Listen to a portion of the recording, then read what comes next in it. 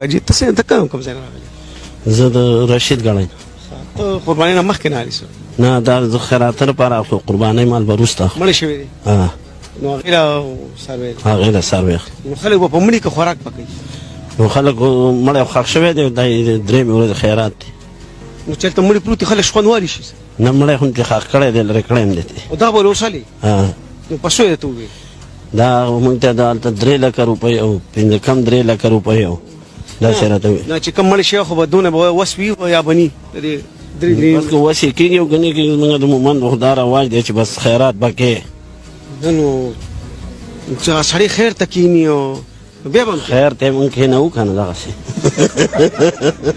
پاک پروردګار دا وي ها دا وي د مومندو رواج دی. نو زه ملکه په دې خو ډاټسن کې ډاټسن پې وله واله خوشحاله پیدا جان وي چې غم وشي ملکې راغون شي د خیرات لپاره هر ځله مولیان دورې جو په ارمانا دمونه تعویضونه کوي داسې شرکونه تقریر یې په موضوع باندې اکثر وي د خیرات ښه وکړئ تحقیقاتا چې تېره یوه هفته شي د مړي اواز شي خوشحاله وي ملا په لاس فکر وکړي اعلان دورې جو په ارمانا